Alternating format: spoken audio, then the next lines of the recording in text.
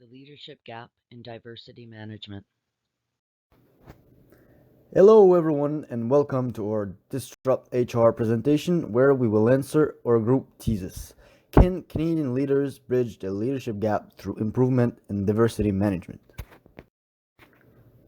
Before we go further, let's go over some definitions. First of all, leadership gap is how well leaders perform on various leadership skills versus how well we want them to actually perform. The gap is created when said leaders perform under the level we want them to or are expected to perform. Secondly, diversity management is the ability to manage individual employees with different cultural values and lead teams made up of diverse employees. Because there is still a difference between how well we deal with diversity management in Canada and how we want it to be, it is one of the many facets of the leadership gap. Now, let us show you why. Diversity in the Canadian workplace is the best it's ever been, according to the most recent statistics. The proportion of Canadian women in the labor force and in senior government positions has increased dramatically. The number of people of color in the labor force and senior management are also steadily increasing. As diversity in the labor force increases, it's important that leaders learn and adapt. They need to be prepared to meet the needs of the changing workforce. Human capital is becoming more and more valuable in a highly automated world.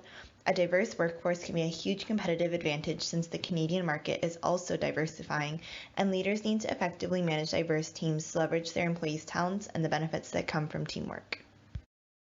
The Canadian Research Chairs Program is failing to close the diversity management leadership gap, so they set a goal to have more women, visible minorities, people with disabilities, and Indigenous Canadians in their organization. The goal was to hire a proportionate number of candidates from the pool of eligible academics in each minority group, as seen in the pie chart on the left. On the right is the current percentages of minorities. It is clear they are failing to meet their goals. University compliance is mixed. UBC and Queen's have met 3 of 4 goals, most have met 2 of 4, and University of Calgary and U Ottawa have met none, while other universities even fail to provide data. Now that the ideal state has been identified, the Canadian Research Chairs Program must change their systems, procedures, and practices.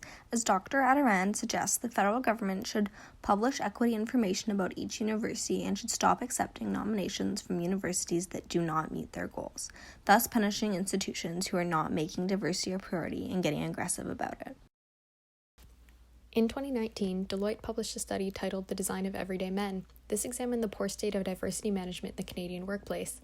They uncovered that 97% of CEO seats, 82% of executive seats, and 72% of board seats are all held by men. This identified the need for better diversity management.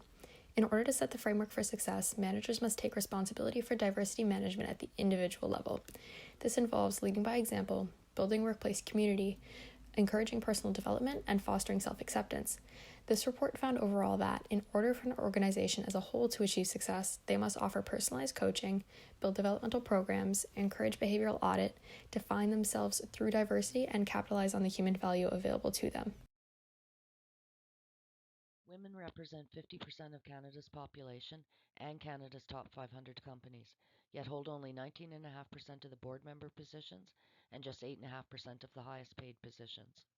Women make up 50% of Canada's federal cabinet, yet only 27% of the House of Commons. Women clearly are still underrepresented both politically and professionally.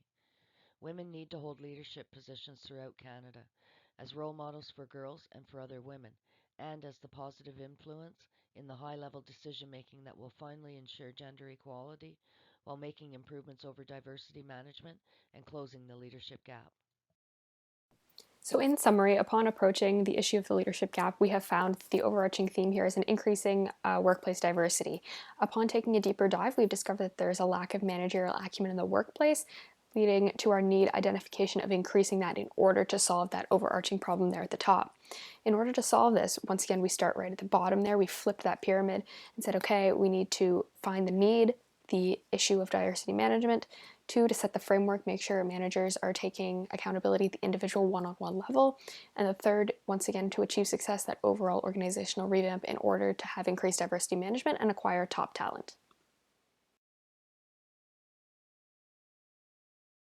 Thank you goes to our teacher and to all group members. And thank you for viewing our group presentation.